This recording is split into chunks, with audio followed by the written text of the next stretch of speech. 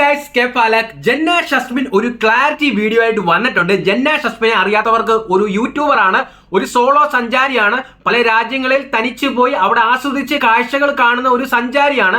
അപ്പോൾ ഈ ജന്ന ഷസ്മിൻ തനിച്ച് ജോർദാൻ പേട്ര, ലോക അത്ഭുതത്തിലുള്ള ജോർദാൻ പേട്രയിൽ പോയി. ഈ പേട്ര എന്ന് പറഞ്ഞു കഴിഞ്ഞാൽ നമ്മുടെ ഇപ്പോഴത്തെ സെമിത്തേരി ഒക്കെ പോലെ പഴയ കാലത്ത് 100,000 വർഷങ്ങൾക്ക് മുൻപ് ഈ ഡെഡ് ബോഡി ഒക്കെ വെച്ചോണ്ടിരുന്നത് പിരമിഡ് ആണ്. എക്സാമ്പിൾ, യഥാർത്ഥ കാര്യം ഞാൻ അതിനൊരു ഫോട്ടോ ഇവിടെ വെച്ചേക്കാം. പേട്ര, ജോർദാൻ പേട്ര എങ്ങനെ ഇരിക്കുന്നു എന്നുള്ളത്. പക്ഷെ അവിടെ ജന്ന ഷസ്മിൻ തനിച്ച് എത്തിക്കഴിഞ്ഞപ്പോൾ അവിടെ നേരിടേണ്ടി വന്നത് ഒരു ദുരനുഭവമാണ്. അവിടുത്തെ ഒരു പൗരനുമായിട്ട്, അവിടെ ഒരു മറ്റേ കഴുത സഫാരി നടത്തുന്ന അവിടെ ഒരു ലോക്കലുമായിട്ട് സെക്ഷൽ അബ്യൂസ് ആണ് നേരിടേണ്ടി വന്നത്. ഭയങ്കര സങ്കടകരമാണ്. നമ്മൾ ജോർദാനൊക്കെ ഓർക്കുമ്പോൾ ഒരു അറബ് കൺട്രിയാണ്. അവിടുത്തെ കറൻസി എന്ന് പറഞ്ഞാൽ ഡോളറിന്റെ കാട്ടിലും വിലപ്പെട്ടതാണ്. അവിടെ ഒരു സെക്യൂരിറ്റി ഇല്ലാത്ത ഒരു രാജ്യമാണെന്ന് നമ്മൾ തിരിച്ചറിഞ്ഞു കഴിഞ്ഞപ്പോൾ വളരെ മ്ലേച്ഛകരമാണ് എനിക്ക് തോന്നിയത്. അതുപോലെ നമ്മുടെ കേരള, നമ്മുടെ മലയാളി ചെന്നിട്ട് അവിടെ അനുഭവിക്കേണ്ടി വന്നത് ഭയങ്കര സങ്കടകരമാണ്. അപ്പോൾ അതിനെക്കുറിച്ച് ജന്ന ഷസ്മിനാണ് നേരിടേണ്ട വിക്ടിം എന്നുള്ള ഒരു ക്ലാരിറ്റി വീഡിയോ ഉണ്ട്. അപ്പോൾ അതിലോട്ട് നമുക്ക് പോകാം.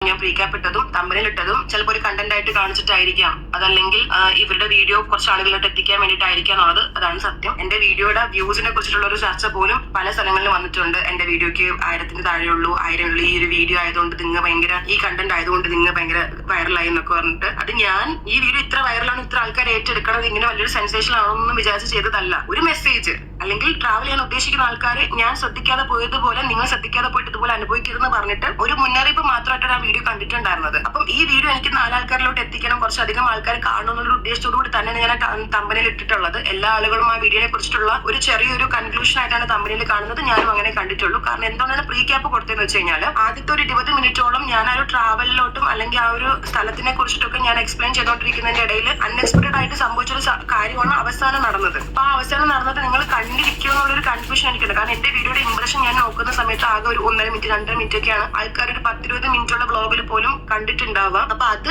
പറഞ്ഞ കണക്ക് മുഴുവൻ കാണണം, അവരെന്താണെന്ന് അറിയണം, മനസ്സിലാക്കണം. കാരണം ഇത്രയും നമ്മൾ സേഫ് ആയിട്ടും അല്ലെങ്കിൽ നമ്മൾ ഇത്രയും ശ്രദ്ധിച്ചിട്ടൊക്കെ എന്തെല്ലാം ശ്രദ്ധിച്ചു പോയി കഴിഞ്ഞാലും ഈ പറഞ്ഞ പ്രശ്നങ്ങളൊക്കെ നമ്മൾ അൺഎക്സ്പെക്ടഡ്ലി നടന്നു കഴിഞ്ഞാൽ അതെങ്ങനെ ഹാൻഡിൽ ചെയ്യാൻ പറ്റിയില്ലെന്നുണ്ടെങ്കിൽ എന്ത് സംഭവിക്കുന്നുള്ളത് കാണിക്കാനും കൂടിയാണ് ആ പ്രീ ക്യാപ്പ് അവിടെ ഇട്ടിട്ടുള്ളത്. അപ്പൊ ഞാൻ അതിനെ കൂടുതൽ ന്യായീകരിക്കുന്നില്ല. അതൊരു മോശമായിട്ടുള്ള ഒരു രീതി തന്നെയാണ് ഞാൻ തെരഞ്ഞെടുത്തിട്ടുള്ളത്. കാരണം അത് കൂടുതൽ ആൾക്കാരിൽ എത്തിക്കണം എന്നുള്ളത്. ആ ഒരു കാര്യം മാത്രം വെച്ചിട്ട് ബാക്കി എല്ലാവരും നല്ല രീതിക്കുള്ള സപ്പോർട്ടീവ് ആയിട്ടുള്ള. എനിക്ക് തോന്നുന്നു ഒട്ടുമിക്ക ചോദ്യങ്ങൾക്കും ജന്ന ഷസ്മിൻ ഉത്തരം തന്നിട്ടുണ്ട്. എനിക്കുള്ള ചോദ്യം എന്താണെന്ന് വെച്ചാൽ എന്തിനാ തംബ്നെയിൽ, എന്തിനാ പ്രീ ക്യാപ്പ് അങ്ങനെ വെച്ചിരിക്കുന്നു എന്നുള്ളതാണ്. അതിനുള്ള ക്ലാരിഫിക്കേഷൻ എനിക്ക് കിട്ടിയിട്ടുണ്ട്. ജന്ന ഷസ്മിൻ ആ ഒരു ദിവസം, ആ ഒരു സംഭവം നടക്കുന്ന ദിവസത്തിന്റെ അവസാന ഘട്ടത്തിലായിരുന്നു, അതായത് വൈകുന്നേര സമയത്തായിരുന്നു ആ വിഷയം നടന്നത്.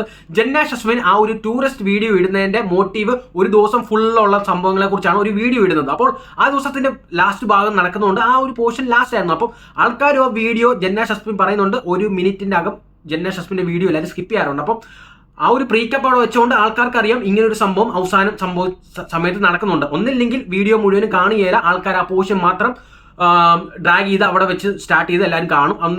അല്ലെങ്കിൽ ആ വീഡിയോ മുഴുവനും കണ്ട് ആ ഒരു പോർഷനും കവർ ചെയ്യും എന്നുള്ളതാണ് ജന്ന ഷസ്മിന്റെ ക്ലാരിഫിക്കേഷൻ തരുന്നത്. അത് നമ്മൾ വിശ്വസിക്കുന്നു, മറ്റല്ലാതെ നമ്മളൊന്നും ചെയ്യുന്നില്ല.